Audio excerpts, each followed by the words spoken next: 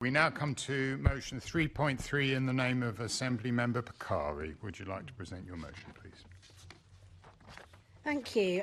Now, over 13% of Londoners identify themselves as disabled, and a much greater number than that will live alongside disabled people as their carers, families, friends, colleagues and employers. The impact of living in a city which is inaccessible and unequitable for disabled people is therefore enormous. Now, this is, emotionally going to, involve many people. We have put this motion together with the wonderful charity Inclusion London, whose work with the disabled community in the capital has opened our eyes to the financial implications of developing exclusionary policy. As one example, the Met's own disability network reports that approximately £7 million have been spent in the last year resolving discrimination cases related to disability. So it's obvious that including disabled people in the co-creation of policies and cultural improvement of the Met makes considerable financial sense, as well as being the right thing to do. Now, our ask is simple. The Mayor should appoint someone with experience of disability equality who should work with the disabled community to champion the cause across the whole of the GLA group. It is not an onerous task. If we can employ the Night Tsar at considerable expense, why not create a role which has demonstrable value? Someone in a role with experience, knowledge and clout to bring disability policy together across the GLA group and to track and hold accountable each functional body would be a win for everyone.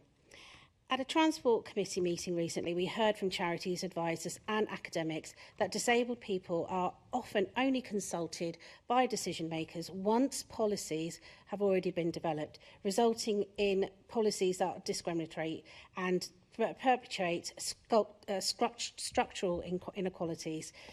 Our proposal would eliminate that problem, develop a model of co-creation of policy with disabled Londoners and their organisations, and the GLA can and should be trailblazers with policy making in this way.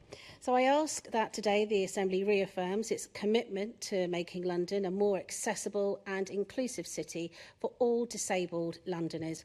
People with impairments and health conditions are disabled by how society is run and organised, by the physical, environmental, economic and other structural barriers that prevent them from living an equal life. The GLA group is involved in addressing almost every aspect of life for disabled people: energy policy, climate change, digital and technological development, health, housing, transport, street environment, policing, crime, emergency planning. There is a huge opportunity here to do better. But I ask you to support this motion today, compelling the Mayor of our great city to appoint a disability equality champion, someone with a permanent role who will push for consistency, ongoing monitoring and a structural change to the way we develop our policy to be inclusive. Thank you very much. Assembly Member Roberts to second, please. Thank you, Chair. As an Assembly, we have the opportunity to compel the Mayor to make London a more equitable place for those living with disability. And why wouldn't we want to do that?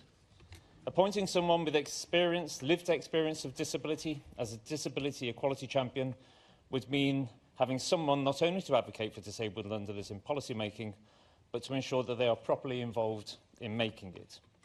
Without the direct involvement of Londoners who live with disability, there's a significant risk that policy continues to perpetuate structural differences, even if the intentions are good. And as we all know, the road to hell is paved with non-compliant good intentions. The Mayor and the GLA group have a huge breadth of responsibility over different areas of life for all Londoners. But rather than looking at policy in silos, at each organisation, at TfL, at the Met and so on, a disability champion could hold the threads together across the whole group, ensuring actions are followed through on, holding decision makers to account and creating a flagship model of policy co-creation. We're asking that this role has the clout to take a broad, cross-cutting view across all policy areas, and we strongly feel that it should be a non-political role, working alongside the Deputy Mayor for Communities and Social Justice. This will give the champion the ability to better hold decision makers to account and scrutinise the work of the Mayor and the GLA group. As my colleague Hina has just pointed out, Londoners who live with impairments are not disabled by their own bodies, but by a society which is ill-equipped to let them live freely and equitably. Thinking about disability through this lens means that we must see our role as policymakers in the capital as ones that remove barriers for disabled Londoners rather than unintentionally create them or perpetuate them. Therefore, I ask you to support the motion today and take a significant step towards creating a London that works for everyone. Thank you. Thank you. There is an amendment. Assembly Member Prince, could you propose the amendment, please? Thank you, Chair. Unfortunately, Assemblymember Roberts, we do not have the power to compel the Mayor to do anything, which is quite regrettable on this side of the chamber anyway. But I thank Assemblymember Bokhari for putting down this motion. It's a very good motion. I think it covers the whole broad area that the GLA are responsible for. But like myself, Assemblymember Bokhari was at the transport meeting the other day, and we spoke about floating bus stops, and this is a real problem for disabled people. So not in my words, but we had a very good witness there, Eric Matthias from the Royal National Institute of Blind People, and he said, referring to floating bus stops, our view on them is that they are currently designed, they are not accessible for people with sight loss because they don't offer any way to determine when a bike is in the cycle lane, basically in front of the bus stop. He referred to a meeting he had with Will Norman and Seb Dance and said there hasn't really been much progress in terms of how to make them more accessible to blind and partially sighted people. The point the Assembly member made about consultation, he said a lot has been done, again, without consultation with us, without the input, I think, from people who are most affected by this. That was in reference to any transport issue, really. And then he went on to say, if these bus stops become inaccessible, it really does rule out almost any independent travel for blind and partially sighted people in that position. So that is from someone from without the Assembly. Of course, we also had a contribution from someone within the Assembly. It was from Assembly Member Malthus, who said, we talked quite a bit today about floating bus stops.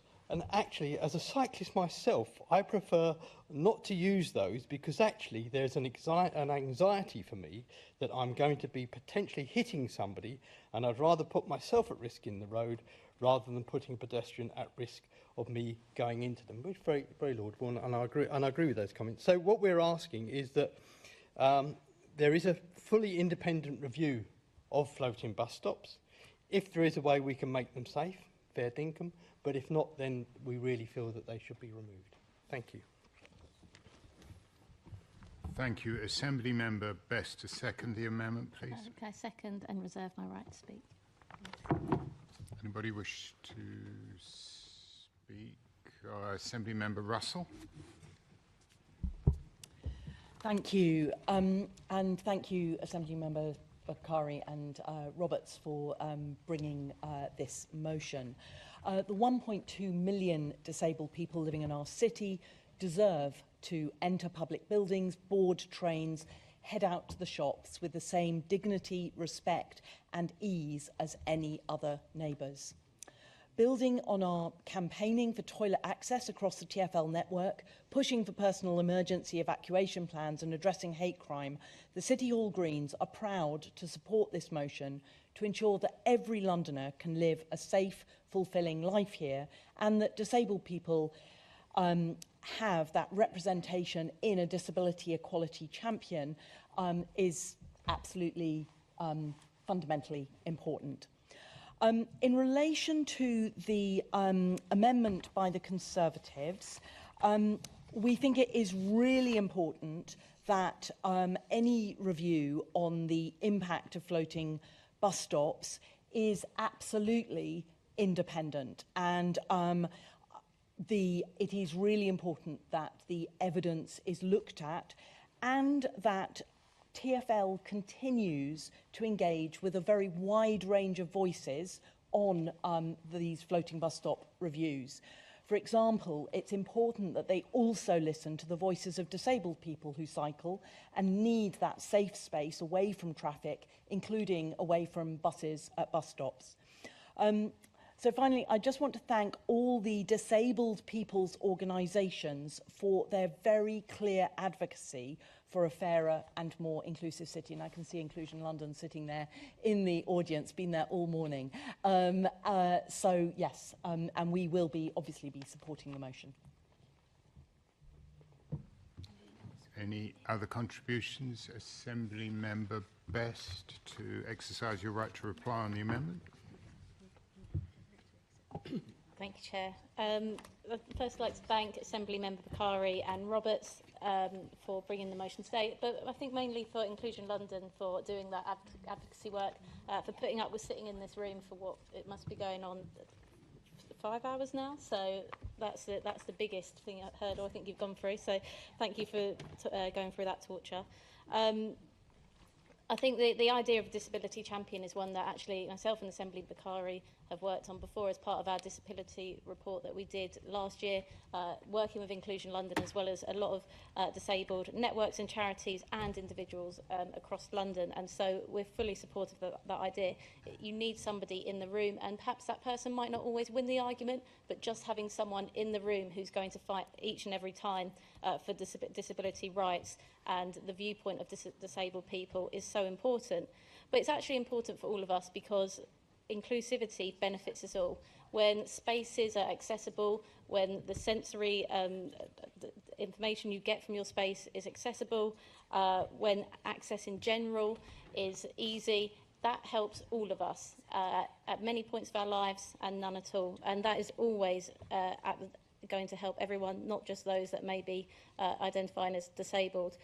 We've put in the amendment because we felt that we couldn't bypass that after the Transport Committee in particular, where we just heard that evidence. I hear this evidence more than anything else, I think, when it comes to bus safety and accessibility, regarding how unsafe visually impaired people and disabled people feel getting onto our public transport. It's their freedom, and they feel that it's been taken away from them. And actually that's going to be the first point and call of a disability champion within the GLA, to fight to get that independent review that we need, not a TfL-led review. So I hope it will be accepted today. Maybe we can go 2 for 2 on that. It seems that the Greens are supportive of an independent review, so hopefully we'll get there. If not today, maybe tomorrow. Thank you. Thank you very much. Assembly Member Prince, to sum up on the amendment. Thank you. Yeah, I accept the points that Assembly Member Russell made, and we are calling for an independent review. We're not predetermining the outcome of that review, and 100% we support the idea of having an independent person to advise the Mayor and the GLA on disability. So hopefully our amendment can be accepted by the Assembly, maybe even adopted by Assembly Member. I don't know, it's up to you. 2 out of 2 would be good. But whatever way, it's very, very clear from the evidence that we saw the other day. Something has to be done to make these floating bus stops safer for blind and partially sighted people. Thank you. Thank you. Now Assembly Member Bokhari to sum up, please. Right. There was quite a few discussions you may have noticed while you were speaking. I apologise for that, because there was it's just unfortunate, because we worked very, very hard with Inclusion London initially to make sure that this was a motion that got through at the initial stages, and so the amendment was not something that we were expecting or hoping. We were hoping it would just go through. So I'm going to be very honest with you. It's not going to be something that we will be voting for. We will be abstaining. So just to make that clear, because it's just not something that we feel like we've got that time to really work with Inclusion London to make sure that this is what they wanted. This isn't the way we can do this properly. We wanted to involve them. It's the motion that we worked together on, And I know that Inclusion London have worked with many of the parties here to make sure that this was a motion that worked for everybody. We want it to pass, we want it to be cross-party, and we want this to happen. So I appreciate all of the comments that have been made today. I appreciate what you're trying to do as well. But without having discussed it with Inclusion London, I just think it's really unfair for me to go ahead and vote for it, yes, without having those proper discussions. I know that Labour may be having other thoughts about this, but at the end of the day, we need to have real movement on making sure that policy is inclusive from the start. And I know that Assembly Member Baker, who was there at the transport meeting, is very fully aware of the disability groups have been campaigning on this and wanting co-production to work from the early stages. So that's what we're asking for, having somebody in the GLA to have that role. So please, let's pass this motion. Let's do that together. And I hope that we can work on the issues that you've mentioned already here properly, but with their support. Thank you. Thank you. We can now move to voting on the amendment. All those in favour of the amendment, please indicate. That is 1, 2, 3, 4, 5, 6, 7, 8, 9, 10, 11, 12, 13, 14, 15, 16, 17, 18 in favour, Chair. Sorry, I was just a bit astonished. It took me back. All those against the amendment, please indicate. No votes against, Chair. That's So carried. we will now put to you the motion as amended. All those in favour, please indicate. That is unanimous, I believe, Chair. It's unanimous. Cool.